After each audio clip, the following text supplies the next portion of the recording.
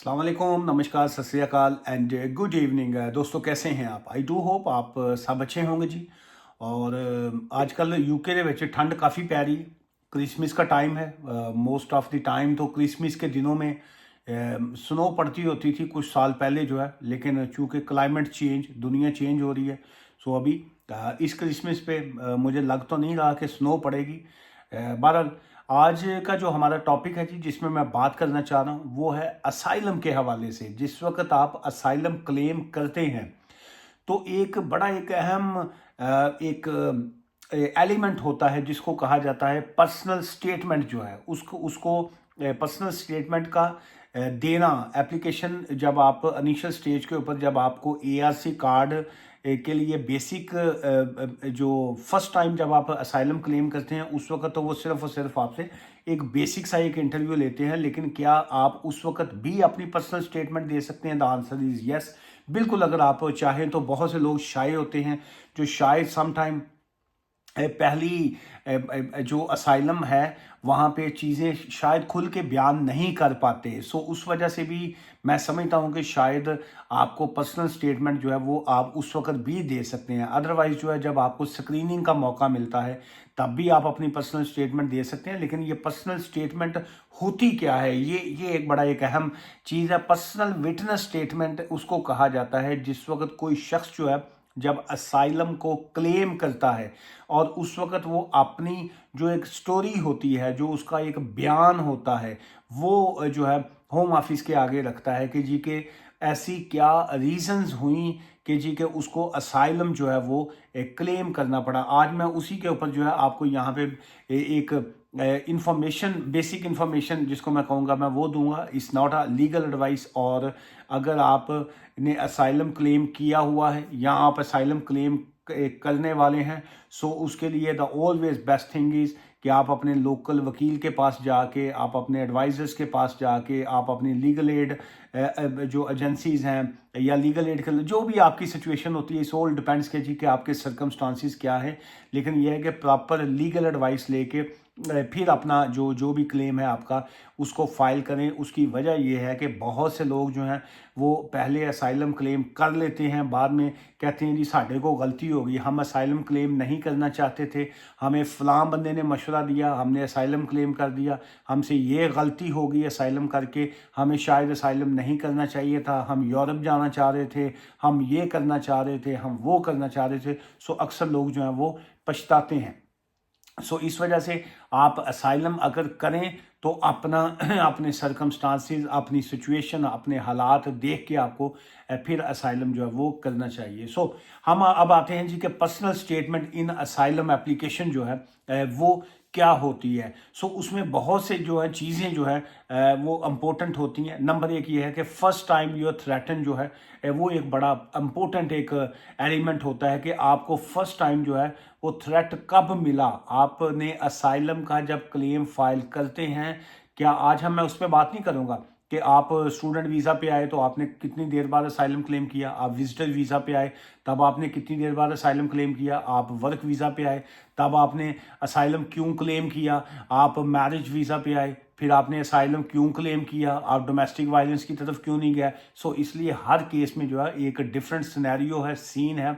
मैं सिर्फ आज बात करूँगा आपकी नाम क्रेडिबिलिटी की बात करूंगा कि आपका असाइलम बनता है या नहीं बनता।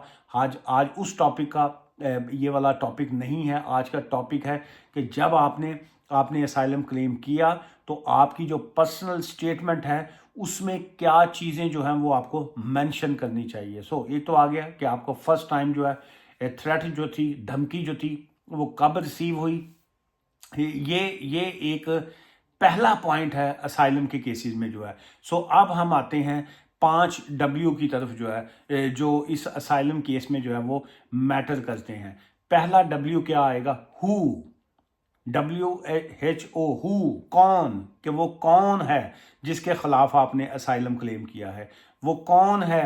क्या वो आपका रिश्तेदार है, क्या वो गवर्नमेंट है, क्या वो आप कोई पॉलिटिकल पार्टी है, क्या वो कोई रिलीजियस ग्रुप है, क्या वो belong to a particular social group है, क्या वो LGBT है, क्या आपका वो मजहबी डर है? सो इसलिए ये जो पहला जो वर्ड आएगा डब्ल्यू का, वो हु आएगा, कि कौन है जिसके खिलाफ जो है आपने असाइलम को जो है वो क्लेम किया है। सो सेकंड अब आएंगे व्हाट, क्या, क्या आपने असाइलम क्लेम किया है, आपकी असल में मसला क्या है, आपके साथ हुआ क्या, कि और क्यों आप ये समझते हैं कि आपको असाइलम क्लेम करना चाहिए। सो ये जो वट है वो एक को पंजाबी ਦੇ ਵਿੱਚ ਹੁੰਦਾ ना वट ते पिया होया है, वट वो है जो जो आपके वट निकाल देता है। ये बाज़ का असाइलम के केस जो है ना, ये पेट में उर्दू च कहीदा मरोड़, ते पंजाबी च कहीदा इहनूं वट, ते वट भी पवा दिंदा है। सो आपने ये जो वट इंग्लिश वाला वट है, आपने इसका देखना है कि ये क्या है, कि आपका असाइलम है क्या, आपको क्या उसका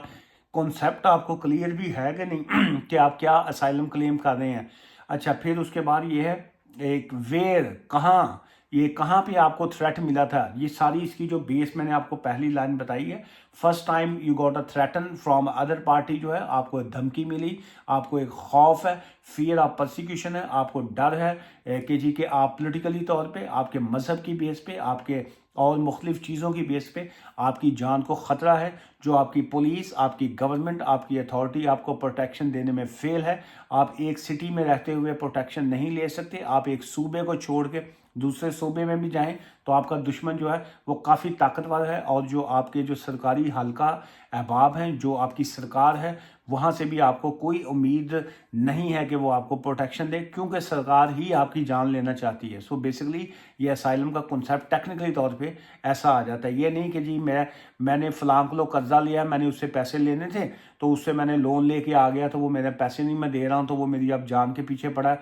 जान के पीछे पड़ा है तो आप अपना क्या आपने पुलिस की प्रोटेक्शन ले ली है बाकी। सो इसलिए वो डिबेट और तरफ जाएगी। सो पहला आ गया हु, के किसके खिलाफ आपका है, व्हाट के आपका इशू क्या है, थर्ड आपका आ गया वेयर, आपको धमकी जो थी पहली वो कहाँ पे मिली, और व्हेन का जो बड़ा इंपॉर्टेंट आता है कि कब मिली। ये क्रेडिबिलिटी की तरफ आएगा जब आप व्हेन की तरफ आएंगे, कि when you got your first threaten जो है फ्रॉम अदर पार्टी।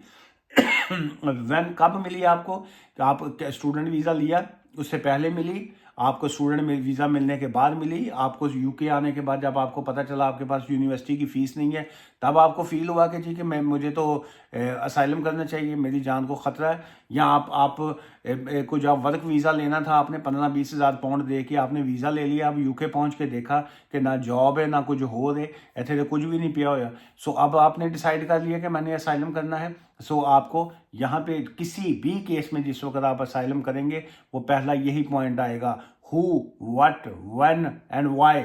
जो है ये जो पांच डब्ल्यू हैं, ये घेरा डालते हैं असाइलम के इर्द गिर्द जो है। सो कब में आएगा कि व्हेन, आपको धमकी कब आई, आपको थ्रेटन कब आया, फिर व्हेन कब आपने प्रोटेक्शन मांगी, फिर हु आपने किससे जो है ये प्रोटेक्शन मांगी, वेयर कौन सी स्टेट में आपने जो है प्रोटेक्शन मांगी, व्हाट क्या आपने प्रोटेक्शन मांगी, उनसे क्या कहा, फिर जो आपको वहाँ से जो है वो कोई तसल्ली बख्श जो है वो जवाब नहीं मिला। वाई, फिर लास्ट का वर्ड आया था वाई यू थिंक कि जी कि आपको यहाँ पे यूके में पहुँच के ही आपको असाइलम करना चाहिए था। वाई यू आर जो है समझते हैं कि जी कि आप यहाँ पे इस वक्त सेफ हैंड में हैं, और आपको यहाँ पे असाइलम करने के बाद जो है आपको प्रोटेक्शन जो है मिलेगी। ये वाला आखिरी लाइन जो है मैं ये पढ़ना चाह रहा हूँ आपके लिए, क्यों आप परसिक्यूशन सफ़र करेंगे, कि आपको क्यों समझते हैं कि जी आपकी स्टेट या कोई भी चीज़ आपको वहाँ पे आपकी जान को ख़तरा है, और वहाँ से आपको किसी भी तरह की कोई उम्मीद नहीं है।